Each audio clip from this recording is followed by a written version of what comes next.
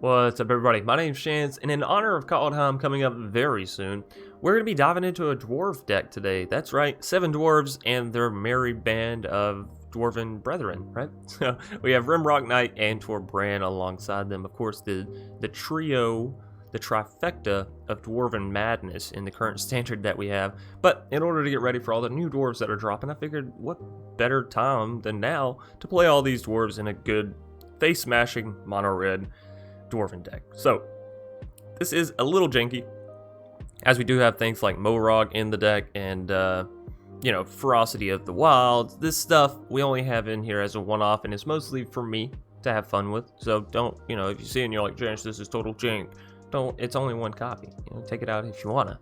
Anyways, diving into the meat and potatoes, the meat and the grit, the knit and grit. There's a phrase there I'm looking for. Anyways, we have 3 copies of Crash Through. Since we are playing 7 dwarves and, you know, they get bigger as per the number of 7 dwarves you have down. If you got like 4 dwarves down, then they're all going to be 4/4s. The only problem there is, well, sometimes they have a little bit of hard time swinging through. So Crash Through going to allow you to cycle itself essentially, right? Draws you a card. It's also going to give all your creatures trample until end of turn, which is really nice if you have the dwarves lined up. You know, you slam down a Torbran and then boom, Crash Through. All these big dwarves are going straight to face. Fireblade Charger, we've all seen it in mono red.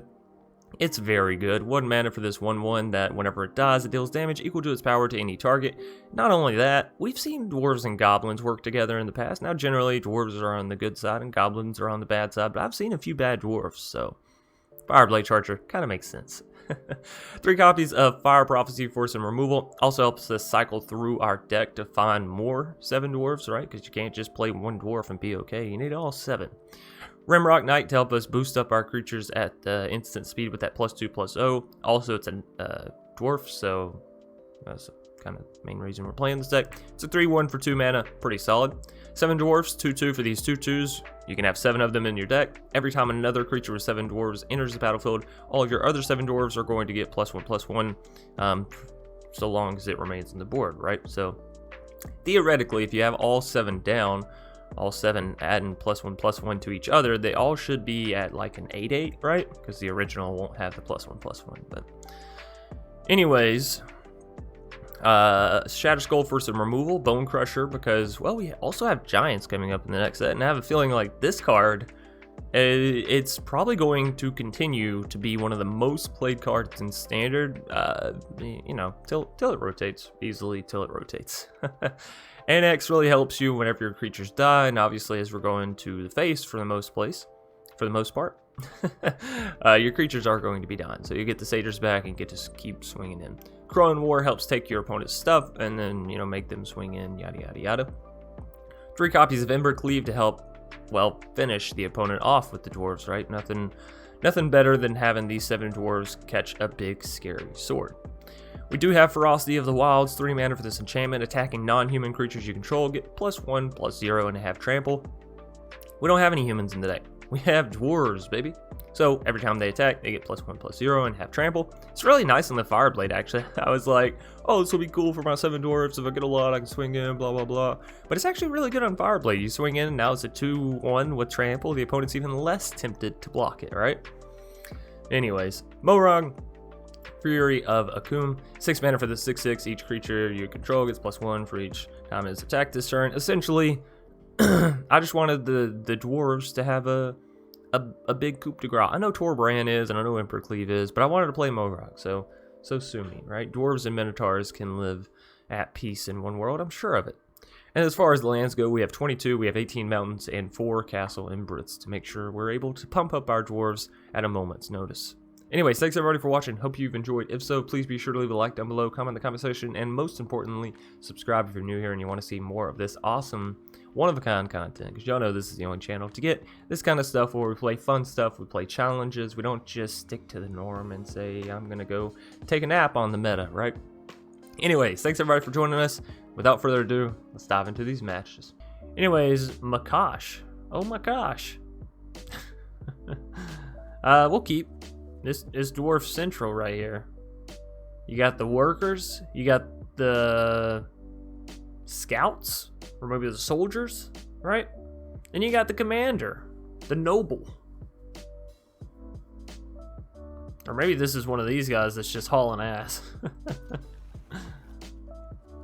Anyways, this is a definite keep. This is a dwarf army if I've ever seen one, and trust me, I've seen my fair share of dwarven armies. Hey, Fireblade. You know, what? Goblins and dwarves, they're sometimes on the same team. Oftentimes they're not, because dwarves are generally perceived as generally on the better side, right? Good guys, and goblins are not generally good guys. Guess it's all a matter of perspective, though, right? So we do have double Rimrock available for the Fireblade, so I'm definitely gonna like swing in first to see if, you know, tempt them a little bit. No? Alright, let's just slam a jam of 7 Dwarves. Let them know we mean business. Because that's what 7 Dwarves says, essentially, right? That we mean business.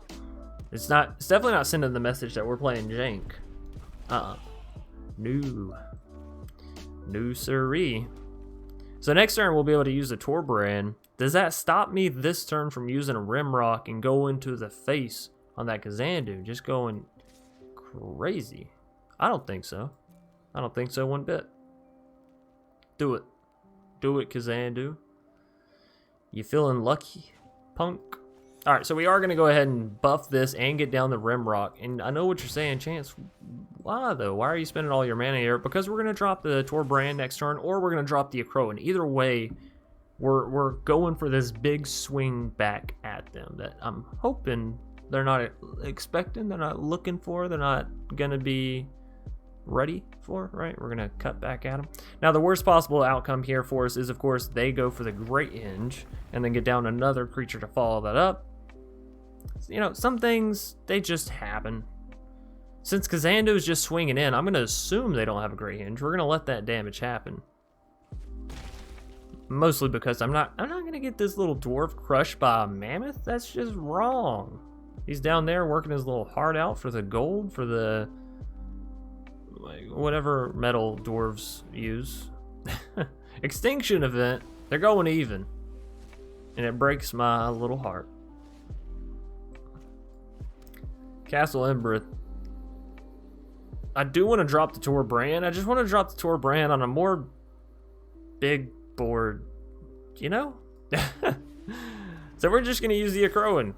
Give me that Kazandu. That was so rude of you to exile most of my board state. I'm sure the Goblin is super happy about it. He's like, oh, I dodged a bullet, guys. Holy hell, did y'all see that? He's the only one left on the board. So they got a Hellhound. This is a very landfall heavy deck that we're seeing from the foe here. I don't know how much I like it, I'm being honest. So the Hellhound's gonna have to attack next turn, whether whether it gets the landfall or not.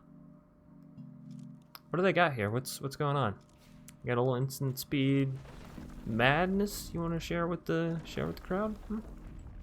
Let's definitely go ahead and get down Torbran for the pre-swing in here, so they'll feel more obligated to block with that Hellhound, right? So we're essentially looking to take them out maybe next turn. They're gonna block.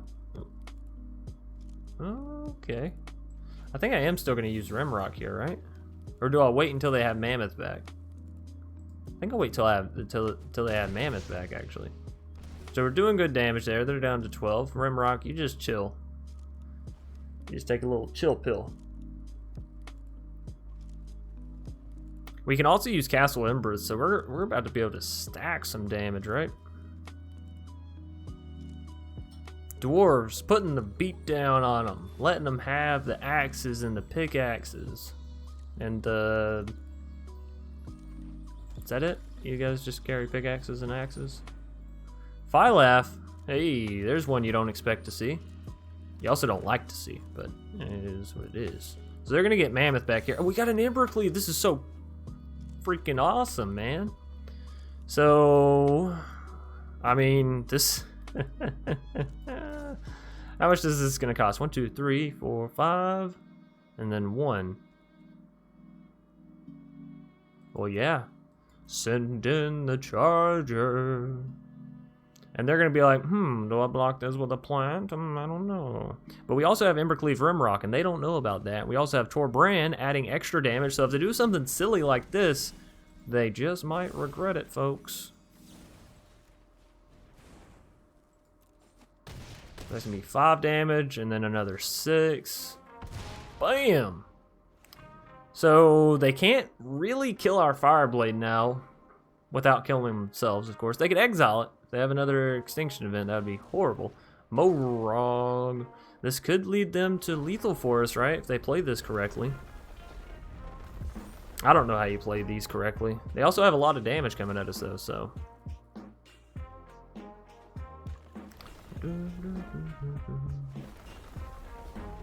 Let's see. So obviously that's a lot, you know, lethal, actually, in fact. We were 1 off. We were so close, dwarves. I'm sorry, ladies and gentlemen. What can I say? They hit the landfall. 070. I like it. Simple, to the point. I also like our hand. It curves out very well. We also have a 7 dwarf, so yeah, I'm extra happy. That wasn't a 7 dwarf joke within that, right? Because I think isn't Happy a 7 dwarf? I really should look him up if I'm going to be playing a deck all about dwarfs and trying to make these dwarf jokes. I know Grumpy's one and Sleepy, and there's one that always hiccups, and I don't know what his name is. Or Drowsy? Is it Drowsy or Sleepy? It's been a fat minute since I've seen Snow White. You'll have to remember I'm a 25-year-old man, so it's not like I'm just watching Snow White on the regular. I don't have any children, contrary to some popular belief. Now we could just straight up go for the Bonecrusher, or I'd just say, you know what, rogues, I'm gonna ignore you. We're gonna go for the dwarves. And I think that's what we're gonna say. I'm not playing your silly games, rogues. We're playing our own silly games. So I'm committing to this whole dwarf idea.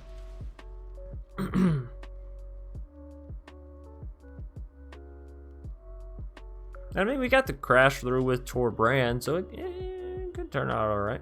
We'll see. Wind Robber.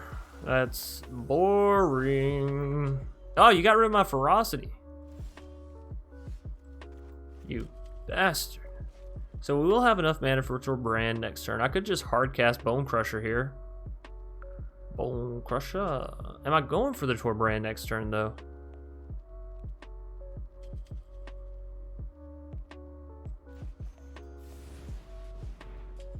I'm definitely trying to hard cast Bonecrusher here. Whether they remove it, counter it, flip it, flop it, smash it, sling it, slab it, whatever, right? You do what you want to that Bonecrusher, okay? I'm just trying to have a little bit of fun here. If you feel you need to suppress it, then suppress it. Hey, come out here and, you know, throw a bunch of water on my birthday cake if that's what you feel you need to do. They're gonna take the damage. So we'll probably play Mountain, try to Shatterskull. Their Thieves Guild Merfolk Wind Robber here. They only have 5 cards down. Another Thieves Guild. That puts us to 9. That's fun. You know. Means we can't take out those Thieves Guild now. That's really the point I was looking for. I was like, how soon can we get down past that 8? Apparently pretty soon. Like turn 4 soon. Turn 4 soon. That doesn't sound, that sounds kind of dirty, you know what I mean? Any hoosers, let's get down Torbran. Torbran's a fun one. You like Torbran, I like Torbran, we all like Torbran. This does say permanent, right? For red source. No, so we could use Shatterskull if Torbran can live. Live, damn you, live. So we don't need to swing in, we need to be on the defensive here.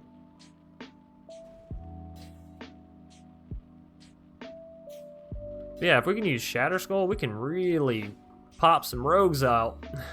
They're down to 1 card in hand, so it's a matter of, is that 1 card counter magic? Is it removal? It's removal. Everybody's favorite thing to see from the worst people in the world. Now, I know what they're thinking. Swinging with Merfolk Wind Robber, I'm just going to sacrifice it because they're going to double block. I get to keep my Thieves Guild. I'm so smart. But I'm just gonna send it to face. You can keep your dirty Wind Robber.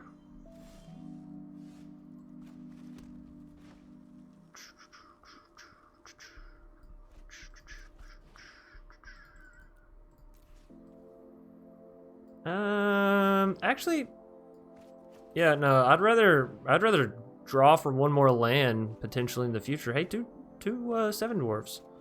That's weird to say. 27 Dwarves. No. I'd rather wait for one more land, then we can take out both Thieves Guild in one hoorah. That sounds pleasant. And you know, we got 2 3/3s down, so we could potentially block out here. We're drawing another card. Wow, yeah, just get rid of the Windrobber all in all for me then.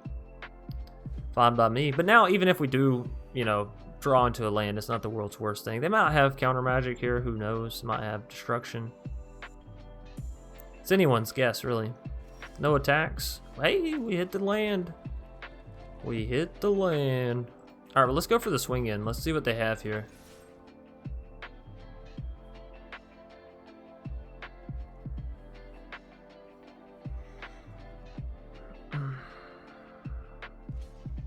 Blocking. Blocking. They think I have an Embercleave. Nope, no Embercleave here. No Embercleave here.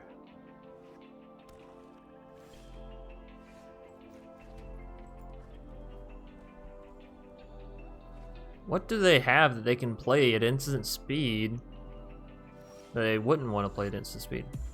Loving these land draws. Loving them. Brazen's not really a big concern. Yes, we'll probably have to shatter it or attempt to shatter it, but hey, Anax. You want to catch a counter spell, buddy? No. I am genuinely surprised.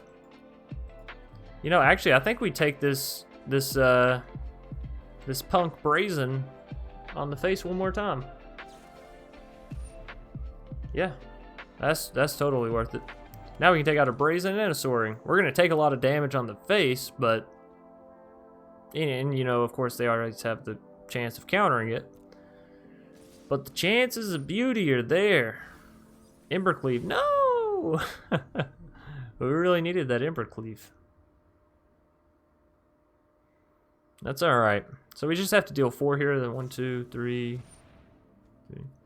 Xerath Sand's pretty bad for us. They're about to hit an Embercleave on us, aren't they? Oh no, they just flashed it down. You failed. Or maybe they wanted to. Maybe they're like, oh, I want the damage. Who knows? Not this guy. They still have mana for counter magic, which is a little scary, but you know, nothing we can really do there. We can pay 6 here, which means I can take you out. Take you out. Do they have the counter magic? Let's hope not. Hey, they didn't. Now, if they have another Soaring, that would also be bad for us, right?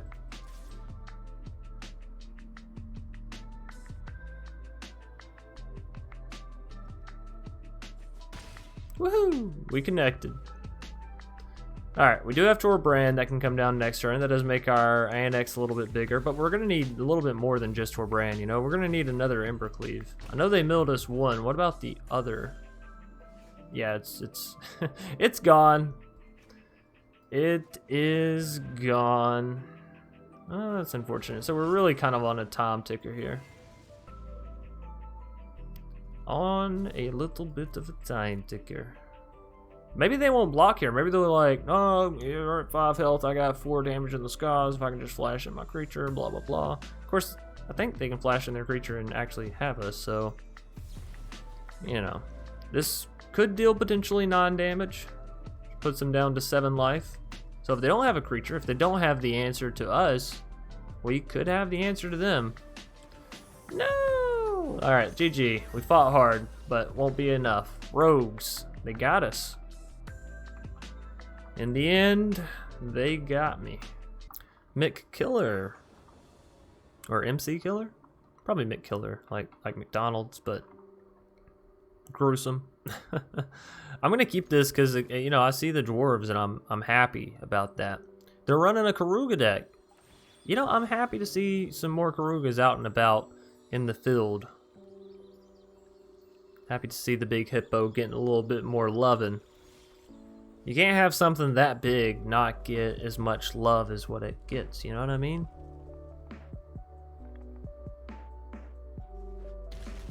Triome.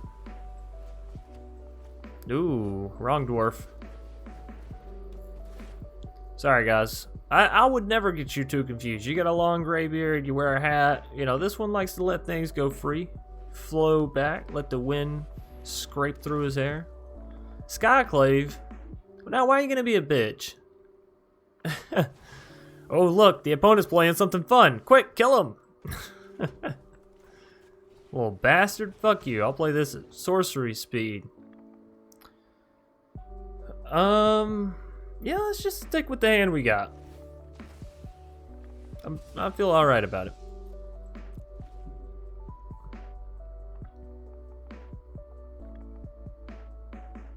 So it's just got Karuga. We can expect to see a whole lot of Shatters, maybe a few Storm's Wraths, potentially a Yugen. Dream Trawler, maybe. Dream Trawler would be such a bitch. We don't have a great way of dealing with the Trawler in our current state of deck affairs. Barren. It's a barren wasteland out there. Yep, so they bounce my 2/2.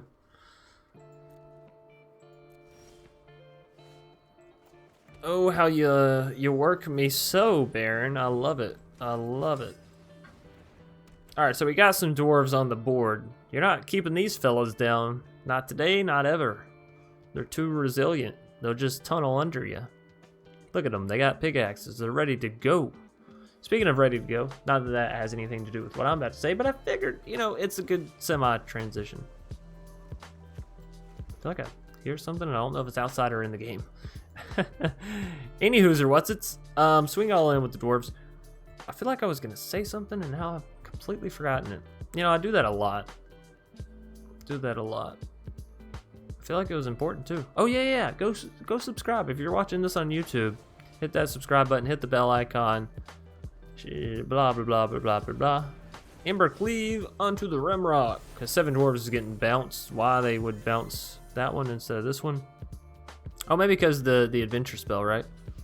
I was gonna say, if they still choose to bounce it, I'm gonna be like, really salty, not gonna lie. If they're like, but I actually have another one. That's just like a control player, right? Pull out 2 bounce spells just when you're least expecting it. Now we can get to the Moraug on the next turn, right? Or how much mana do we have? 1, 2, 3, 4, 5. You're so not fun. Fine, here. My ultimate. The big bull. Ram thing. What is this? Minotaur. Fear my Minotaur. This thing's actually big enough that if we were to throw Embercleave on it and had no blockers, it would just boom, bam, lethal. I'm sure they got some more bounce spells or something in their grasp to keep us from winning. It's control, you know, they got 4 cards. It'd be crazy to think that they don't have something. Skyclave? Well, that's not it. That's certainly not it. Oh, So in the end, it's the Minotaurs that carry the dwarves across the finish line. Charlie, 42. Charlie was my granddad's name, actually. Charles, if we're getting precise, but good old Charlie. Also, I would like to say Charlie 42 sounds like you're about to go into some either football or like Air Force, like Army speech, right? Charlie 42 Blue 73, right? Call it a play. Or Charlie 42 Delta 49 Alpha 99 something something. You know what I'm saying. They always say random whatnots. Anyways, we have the Bonecrusher, we have the Fire Prophecy. We're just gonna pass it back to instant speed removal. I don't know what we're talking about really at this point. At one point we were playing Magic, and now it's just, it is what it is, right? Anyways, we'll go ahead and use the Stomp because it's more damage efficient. Also, we plan on playing the Bonecrusher, so it's more card efficient. So, damage and card efficiency is important. It's key, one might say, into being a good Magic player. Not that I'm one to lecture on being a good Magic player. I've been playing for 2 years, and some of you would very easily claim that I'm the worst Magic player that you've ever seen, which, you know, a little hurtful, but that's okay. So we're actually gonna, oh yeah, I already played a land this turn. I was like, we're gonna bolt this down and out Embercleave. It's the same turn as earlier, Chance, you silly goose. So we're just gonna swing it with Bonecrusher. What you got for me, Charlie? You Selesnya Andy? Bonecrusher. You know, it's funny, I could actually Fire Prophecy my own Bonecrusher so that I don't get the Giant Killer, but honestly, I'm like, that's not worth it. You know what I mean? It's just not worth it. So, in turn on that note, why was it saying I could still play this if I couldn't play this? Did I miss something there? I feel like I definitely missed something there. Anyways, Chainweb Arachneer coming down for the foe. Giant Killer coming down for the foe. Looks like Selesnya Adventures, honestly, which is kind of boring. We'll take out the Giant Killer because that one probably causes the most mayhem and havoc for us. I'm not discarding either. I'm not swapping, switching, moving around, nothing. I'm going to play this down, and I'm going to throw this Shatterskull down tapped. Or do I save it for removal? It is decent removal. Ah, we're playing it down tapped. We're so close. Of course, we swing in with you, because you get the +1 in the attack, and then, of course, you can deal 2 to the face, and it just makes sense. On the next turn, we could theoretically Embercleave our Fireblade, and it would be up to 3 damage, which means it could swing in for a potential 6 damage. Cub Warden. Ooh. That one's a little scary for us, so they are going to gain some life here. I need some more land. Land. So I could swing with Fireblade. They more than likely block me. I use Rimrock. Or do I just Embercleave and take out both their kitty cats? I think I just Embercleave. Or they might only block with 1 cat. Yeah, I mean, that does make the most sense. So, look out, it's Embercleave. Now, they are going to deal some good damage back to us with that 4 that they have there. They might be a little more cautious now that we have the cleave on the board. So, I'd love to get Moraug down, but of course we're one... Oh my goodness! Well, that's something you don't see every day.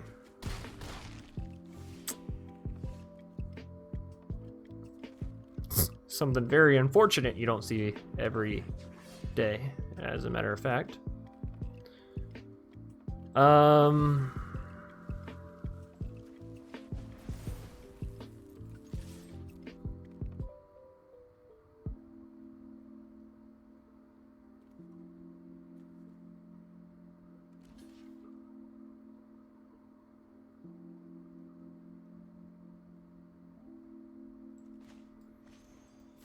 So, +2, but which one do we +2 on? This one, right? Because this one's already going to die, so it dealing more damage doesn't actually allow us to take out these Cub Wardens, so... It's at least 10 damage to face. We're certainly not, you know, doing too shabby. We're also going to take out this little 1/1. Yeah. Alright. Well... This is an interesting game for sure. I'm not, like... Both of these decks are just like, what's going on? Alright, Cub Wardens, we're down to 5. And now the universe gives us that 6th land that we so dearly needed.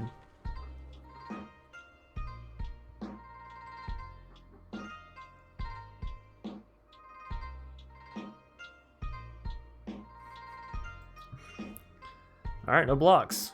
I don't know what we're hoping for here. Maybe a land into a Castle Embereth proc. Oh! Gut check with the ECD. The sucker punch from downtown.